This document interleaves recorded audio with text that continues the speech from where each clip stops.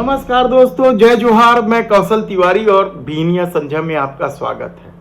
चौथे चरण के चुनाव के ठीक पहले यदि देश के प्रधानमंत्री नरेंद्र मोदी यह दावा करे कि कांग्रेस को 50 सीट भी नहीं आएगी और अमित शाह प्रेस कॉन्फ्रेंस लेकर 400 पार का दावा करे, तो फिर क्या यह नैरेटिव सेट करना है जो पिछले 3 चरणों में भारतीय जनता पार्टी को नुकसान हो रहा है?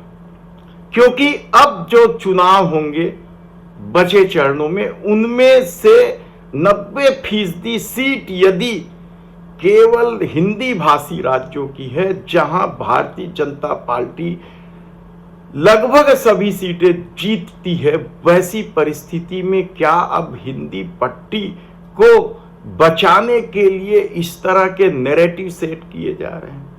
क्योंकि जिस तरह की जो खबरें आई हैं पिछले 3 चरणों के मतदान के, वह भारतीय जनता पार्टी को सत्ता से दूर कर देने वाली खबर है।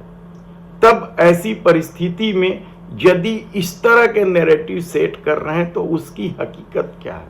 हमने पहले ही बताया कि किस तरीके से महाराष्ट्र, कर्नाटक और बिहार में भारतीय जनता पार्टी के सहयोगियों ने ही भाजपा की हालत खराब करके रख दी है। कर्नाटक में प्रज्वल के केस ने यौन शोषण यानी जो वीडियो जारी हुआ है उसके केस से तो भारतीय जनता पार्टी अभी तक उबर नहीं पा रही है और उसका असर दूसरे राज्यों में भी होने लगा है। बिहार में नीतीश बाबू को लेना इस कदर भारी पड़ा है कि उसे 2.5 अंक छूना मुश्किल नजर आ रहा है।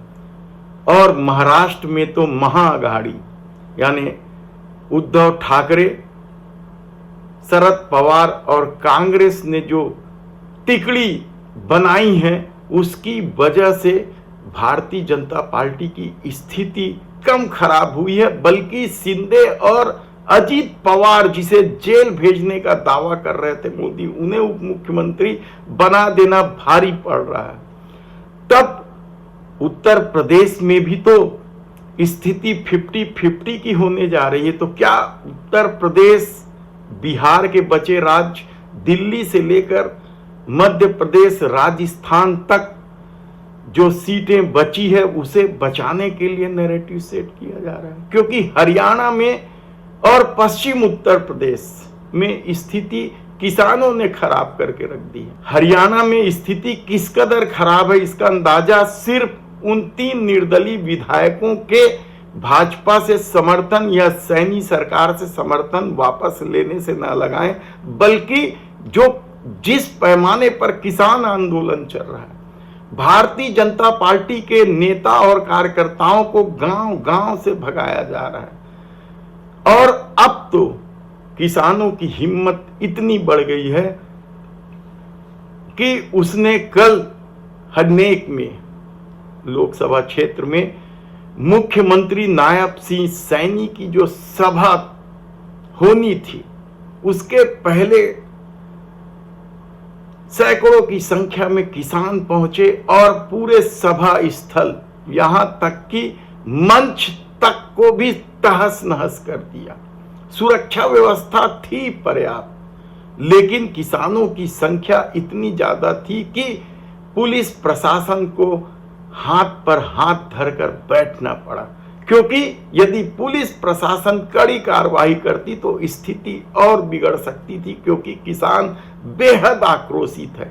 और ऐसी परिस्थिति में यदि बीजेपी दावा कर रही कि हरियाणा की सब सीटें जीत जाएंगे, तो फिर यह हैरान करने वाली बात नहीं है। या दूसरे स्थानों में स्थिति सुधारने के लिए नैरेटिव सेट करने की कोशिश नहीं है। दरअसल पूरे हरियाणा में और पंजाब, पश्चिमी उत्तर प्रदेश में जिस तरीके से किसान आक्रोशित है और राहुल गांधी यानी कांग्रेस ने जिस तरीके से न्याय गारंटी योजना के तहत एमएसपी की गारंटी दे दी है, उसके बाद भारतीय जनता पार्टी क्या हरियाणा और पंजाब में कोई सीट जीत पाएगी? यह सबसे बड़ा सवाल है।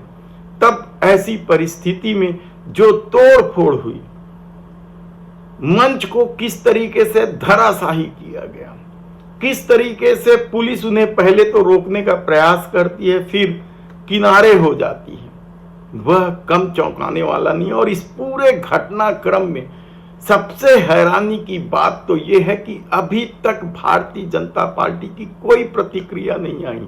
जगह जगह उनके कार्यकर्ता पीटे जा रहे हैं या उनके पोस्टर फाड़े जा रहे हैं। और अब जब मुख्यमंत्री की सभा स्थल पर ही इस तरह का तोड़फोड़ हंगामा हो गया, तब भारतीय जनता पार्टी की खामोशी क्यों है, यह सबसे बड़ा सवाल। क्या भाजपा भी बुरी तरीके से डरी हुई है किसानों को लेकर और वह ऐसा कुछ नहीं बोलना चाहती जिसकी वजह से देश भर में किसानों में आक्रोश फैले? आप खुद सोचिए।